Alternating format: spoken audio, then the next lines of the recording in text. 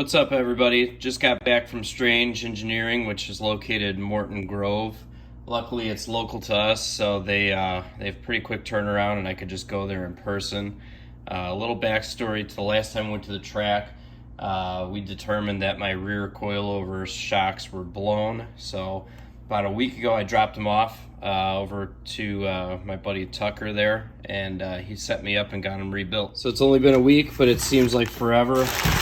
Been wanting to work on the car, but let's see how these bad boys look.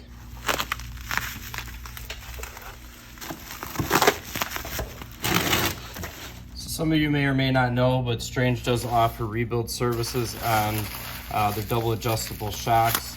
Being that this is the end of the season and I didn't want much downtime, this was a great option for me. Turnaround was about a week. From what I was told, they actually could see here, they replaced the bushings on it, the spherical end links. I got new valves on there, and looks like obviously new decals. I'll have to see if I got a picture of them. When I took them off a week ago, they were pretty ugly looking, but they look brand new, and certainly saved me some money from going out and buying brand new ones. So big thanks to Tucker over there. He got everything set up for me. These things look great. Can't wait to get them on the car. One other thing that I didn't know, since some of the stuff was used on my car when I first bought it, was the spring rates. So I was fortunate enough I was able to bring them my springs that I had on the car, and they were able to do a spring rate test. So in the end of the day, they were able to test these for me, which was a big help because I wasn't quite sure what was on there. And they were able to tell me these were 125-pound spring rates, which would be okay for my setup. I was told I could go a little bit lighter, but it was good knowing that they checked out and what their tension is. So some of you may or may not be familiar with how to assemble a coilover. So I'll do that real quickly here just to show you. You have two different locking rings. One of them is obviously the top and the bottom. So this is your first locking ring. Slide it in through the top. Slide it on its way down. This will obviously be for locking your perch, which will be next. So we're going to get these guys all the way down. On my car, they're pretty low, so we'll fast forward here. It's recommended to use anti-seize. Make sure that these don't get gummed up, especially if you're street driving the car and it sees weather. Once you get roughly where you need to be, then you're going to take your spring, slides in through the top, send it on its way down. On mine, we're going to pull the shock pretty much out as far as we can go. And in order to get the actual top piece on, very simple. Slide the bushing down, and then you're going to take this top ring, slide it like that, and pop up top.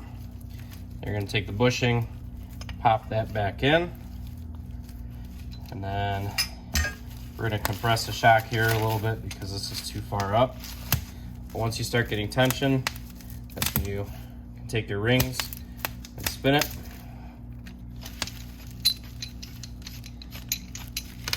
Start getting some tension on there. So once you got them assembled, putting them back on the car is quite simple. Make sure you preload your springs on the coilover perches and everything beforehand. Makes life a lot easier. Here I am going underneath the car. Generally, I'll put the top bolts in first. That way you can kind of let them droop and make sure you get all your alignment done first. Every time I'm under the car, I always take an extra minute just to look around and make sure that nothing looks out of place, broken, or needing replacing. It's really easy to take a peek at stuff, and it definitely could save you when you go to the track if something's wrong. Now with the rear coilovers all done, it's time to put the tires back on the car.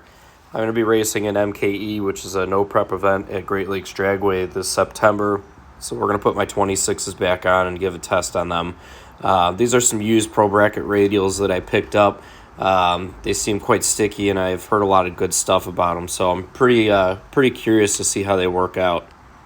My car's always been a real pain in the butt to get on and off jack stands. It's nose heavy, and with the roll cage, the chassis is quite rigid, so kind of a pain in the butt here, but we got all the wheels and tires on, and we'll be going up to Great Lakes Dragway this week to test out.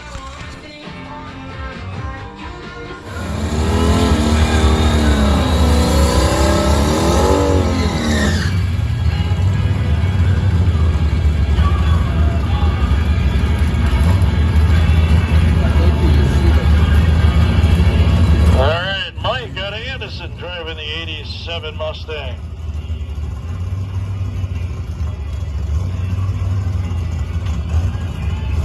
In the left lane.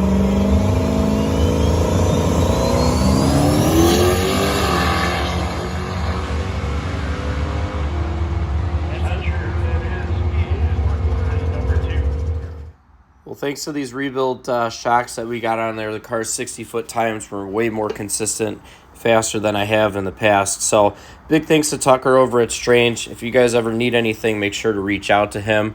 We're going to keep testing here on the 26s for MKE. And if you guys want to continue to follow my journey, make sure you subscribe. Thanks.